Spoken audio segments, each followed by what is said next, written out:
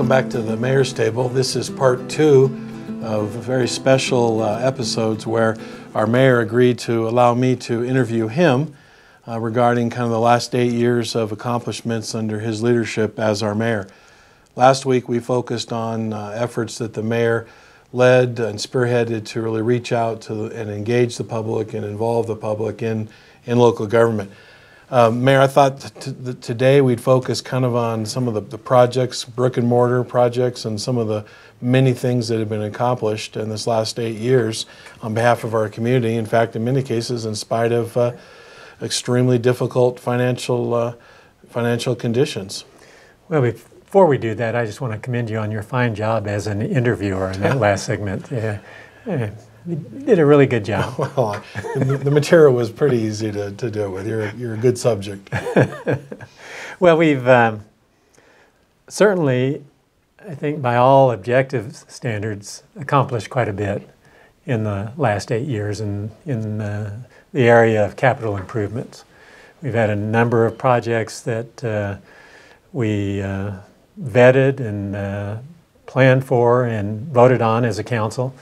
And they've been projects that have derived out of some refunding of existing bonded indebtedness. And we had a series of bonds that we refunded in the 2012 timeframe. And then more recently in 2017, another refunding effort to generate new money to allocate towards these projects that the council had identified as being priority projects. Again, I just want to say that ultimately the decision on projects was a decision made by the elected body, but I can't begin to envision the number of hours and the amount of effort that staff put into vetting all of the many different projects that we considered. You all brought to us all the information that was necessary for us to make a decision and to prioritize all the financial information that was necessary for the council to consider in doing that as well. Well, let me say on that, I appreciate that, and of course it's a team effort, but frankly, spending these kinds of dollars and taking these kinds of risks and investing in our community, it takes courage on behalf of elected officials who have to face their constituents, and considering the financial times that we were in, there was a lot of pressure to roll up these sidewalks, but we constantly, and our elected officials, kept the vision alive that our best days are ahead of us. In spite of economic development challenges, if we're going to have a future and continue to diversify and be a great place for people to want to live, work, and play, we had to get these things done. So that took courageous leadership, certainly on your behalf as the mayor, and of course on behalf of our other elected officials. Well, we wanted to continue to be open for business, so to speak. Yeah. We recognize that we continue to need to provide for the well-being of our citizens, and part of that well-being is providing quality of life opportunities for our citizens. Farmington's been well known for that for many, many years, and being confronted with these difficult economic times, there probably was a basis for sitting on our hands and just trying to ride the economic wave through the cycle. And unfortunately, it really hasn't been much of a cycle. It's been a one-cycle process, I would say. We've never recovered from that precipitous drop in GRT revenue in the 2009-2010 time frame. We were down 22% almost immediately, and we've never gotten back to that high water mark. So one of the things I think that I'm proud of is that we've been able to do some of these quality of life projects within that framework of the overall economic picture, somewhat gloomy picture. We were able to do these projects without increasing taxes for the purpose of doing those projects, with the exception of the convention center renovation and expansion, which is now underway. But that was a surcharge type of a financing mechanism that's applied to those who are renting hotel rooms in our community. So to the extent that it would be considered a tax, and I would have to acknowledge that it was a tax, it was not a tax on our own citizens. It's being paid for by those from outside our community. Yeah. Well, yes, that's right. Taxes were not raised for these projects. We have more cash reserves now than we did at the beginning of those 8 years, and have accomplished many things. And before we talk about some of the specific projects that were part of those bonds, I think it's important to remind folks that in addition to some of these major visible projects, and about 10 that we're going to try to talk about, during the last 8 years, there would continue to be hundreds of miles of water lines, sewer lines, wastewater treatment plant, upgrades to our water treatment plant, water towers renovated, restored, lots of paving.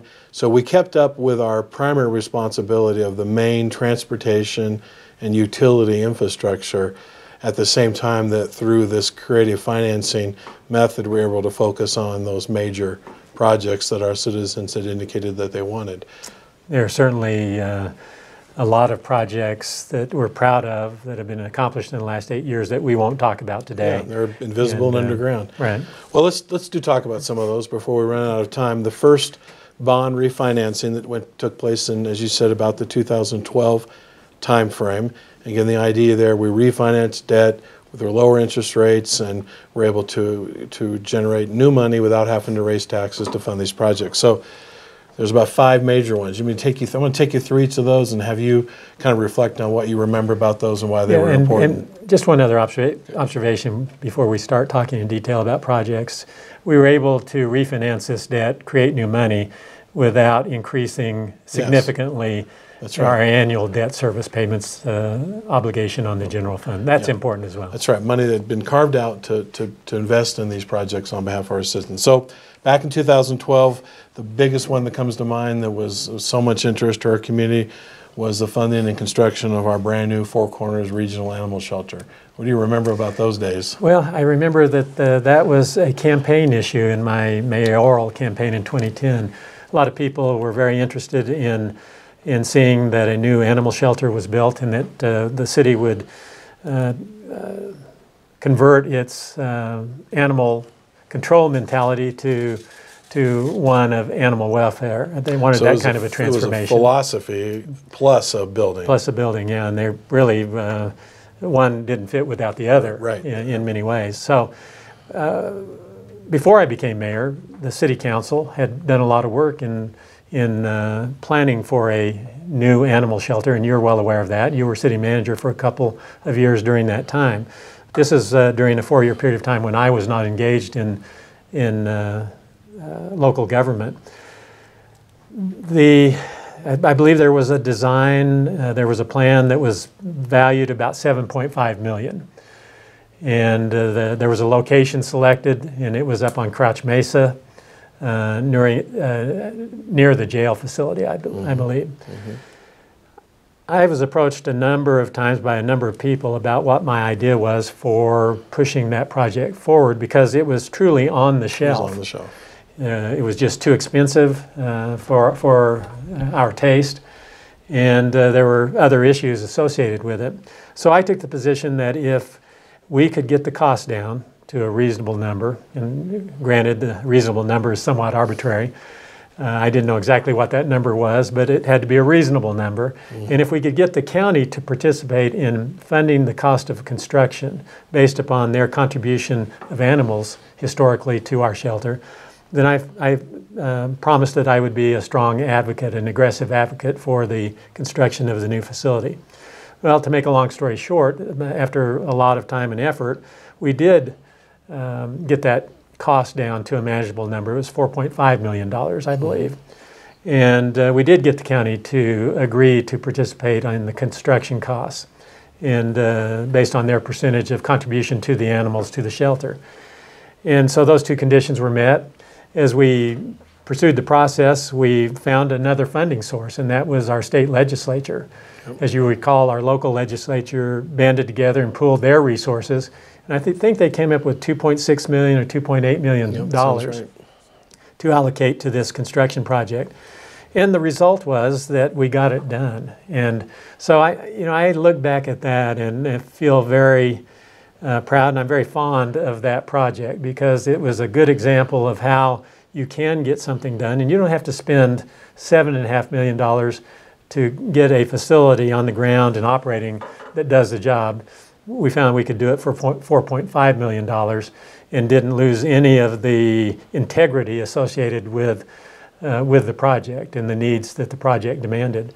So I'm very pleased with that project, and it's operating very well. We've had great results as a result, and I think that one of those results is manifested in the live release rate at the shelter compared to the old shelter operation. Yeah, the philosophical transition resulted in incredible results. We ended up adding a veterinarian, a spay and neuter clinic, and it is extremely rare for an animal to be put down for space alone at our shelter. So the philosophy and the legacy lives on of that building. So we already talked about the complete renovation of the Farmington Civic Center that's going on, but back in 2012, part of that bond, we put $1 million towards renovating the exhibit hall. Yeah, and I think that was very well received at that time. A relatively inexpensive project that turned out really good results for our community, and anymore now people love to host their functions in that new banquet area, the exhibition hall area, and if we can, we'll maybe just move on to the expansion of that civic center now and renovation that's underway now. It's about a $12 million project, and again, something that's very much needed in our community, I believe. It's a gathering place. A lot of people use it. It was a 40-year-old facility, so it was time for this kind of major renovation. And the renovation and expansion is consistent with the provisions of our Metropolitan Redevelopment Plan. So I'm always happy when we can, sort of check off a project that indicates our movement forward with our planning. And this is one thing that is very much consistent with that long-range plan. And I just think it's going to be a wonderful project when it's completed and on the ground. Yeah, every inch of that building, really inside and out, is being renovated inside and out. I would just comment that probably the biggest area of political leadership that you offered during that time was we had mentioned the funding source. Sort of, we had to impose that hospitality tax fee, what they call the convention center fee, and that was not necessarily popular. But again, it's not being funded by our local citizens, and it was the only place that money could be spent, and there was just no scenario by which that could get done without doing that. So I appreciated your leadership there. And one of the things that I recall about that process with that first bond refinancing effort and the projects that were funded and completed as a result of that bond refinancing was that we had a divided council. I voted a lot in those days. We had Councilor Sandell and Councilor Fisher and Councilor Darnell, and who was our Councilor McCulloch, yeah. So we were split 2-2 a lot of times, and even on these projects in that first refunding effort, there was not unanimous agreement on the projects selected or where they might be located, and I broke the tie on a lot of those votes, and particularly on these projects that included the new firehouse, fire station number 1 on Auburn Street that has been completed, the expansion of the Farmington Museum.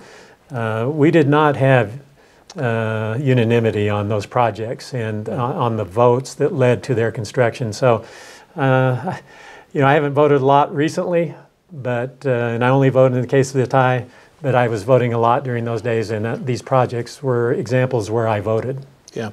There was one more project in that bond issue that was not really an exciting project, but there was a lot of concern over flooding at that time, and that a huge retention pond that sits out in front of PV High School that controls the main aurora that shoots right down in the center of town was constantly flooding, and that was also part of that project. We did that, and but we also, I think it's important to note, we spent millions more dollars on other flood control projects that were not in the form of detention or retention ponds. Yeah. Just a lot of, I want to say $10 to $13 million in general water control kinds of projects around the city. Replacing piping, expanding piping, and lots of... Well, let's fast forward then to 2017, where we did the very same thing again. We refinanced previous debt. at a lower interest rate, extended the terms, and had cash out to fund another group of projects that were on our long list of things our citizens want. And again, as you mentioned before, and did that pretty close within the existing payment level of the general fund. So we didn't expand the obligation of the debt fund, the general fund, in terms of its annual recurring basis. So pretty exciting projects on that. And first one, let's talk about the river trails. Well, the riverine trail system is a signature quality of life vision for our community. It's 30 years old, I think, by now. But we recognize how important it is to our community and the recognition it gives us as a community. And so we continue to allocate monies towards expanding that project and filling in the gaps. So this $2 million that we've allocated here recently will fill in some gaps, and we'll have a continuous 8-mile trail system in one direction. So I think probably the loop, so to speak, would be about 16 miles of continuous trail system. That's pretty significant for our community. Yeah, there's lots of more development that can be done, but this actually completes the original vision. The trail from the far west side of town out on Vista Highway all the way to the east side of town, out where the extension of Pinion Hills Bridge will be one continuous connected trail. So that's a huge one. Commend you for that, and of course all of our councilors were excited about it. In fact, all these projects were unanimous in this case. Yeah, this group of projects is really exciting. Yeah. And it's going to be one thing that I will regret about not serving another term as mayor, is that I won't actually be in an official capacity when they're completed. But I'm going to be paying attention to them because they are fun projects. They are game changers in some ways, and that leads me into talking about the redesign of Main Street in downtown. That planning and design is already underway. We'll actually be getting shovels in the ground probably in 2019, but has the potential to be a game changer for the redevelopment of our downtown area. And I think that with the allocation of public funds and resources, we're going to see a return in public investment, in private investment in downtown. And that's what I'm excited about. Now, this project's not going to be without its issues and its problems. Anytime you have change of that magnitude, it's going to be a management issue. So I don't envy you in that way. We'll invite you to the ribbon cutting when it's all over. But I do want to say I'm excited that we were able to get this project in the pipeline during my time. Yeah. Well, another big one. You grew up going swimming at Brookside Pool. So in your time as mayor, you're seeing a major transition to that come about. Talk about Brookside Pool and what that means to you. Yeah, so Brookside Pool is a 50, 60-year-old facility. It served out its useful life. We shut it down. It's been shut down for 2 summers now, and or maybe even 3. I can't remember how long it's been. But we've got a plan in place to replace it, and I think it's a better plan. It's not going to be a flat water pool. It's going to be a water park facility. We think it's going to draw from the surrounding area. It's going to be a tiny boost to our economic development picture, but an important one, I think. And we need to, we don't want to discard ideas because they may be small impacts. They all have a cumulative positive impact, and I think this is one that will do that. It's going to be, what, a $6 million project, and construction should begin sometime later in the year. Yeah, actually this spring. We're getting very close. Hope we won't be in it this summer, but we should be able to occupy it in the summer of 2019. And again, I think it's a very exciting quality of life project for our community. Mayor, there's so many other things. You were involved in the expanding Farmington Lake Recreation, opening that to swimming, funding the Boys and Girls Club expansion, the new Joint Intervention Program and JIP program, two buildings for the sobering house out in partnership with the county to approach our challenge with the street inebriety issues. They just go on and on. The Culpeper Native American Museum. It's just we could go on so long, and again, all these done without raising taxes and without increasing the recurring payment on the general fund. Well, it's been a fun process for me to actually go back and try to think about the things that have been accomplished in the last 8 years. And again, I want to say thank you to you and all of the administrative leaders in our organization and all of the employees in our organization, because that has made it fun for me. But it is fun to go back and reflect a little bit about the things that have been done. There are many things that I had hoped to do that I didn't get done. And if we had another 20-minute segment, I could talk for 20 minutes about those things. But you win some, you lose some. In the end, you just hope that you've been a positive influence. And I'm going to walk away feeling that probably did the best job that we could. Weren't successful in all ways, but had plenty of successes. So a really great experience for me. Well, I will give you the last word, but I just want to point out that your 8 years as mayor wasn't the beginning of your public elected service to this community. You spent 8 years on the Farmington Municipal School Board. And then, 4.5. Or 4.5 on the school. Then you spent 8 as a city councilor in District 4. All that before you were involved in between in economic development efforts, the MRA, all that in preparation before you even became our mayor for 8 years. So you have been a tremendous leader and a tremendous community asset and citizen. I will personally miss you immensely, but we do have to look to the future, and we'll try to keep chipping away at that list of goals, as well as all the new ones that our new elected officials will have. Well, we'll talk in our next segment of the Mayor's Table about that look forward. Yeah.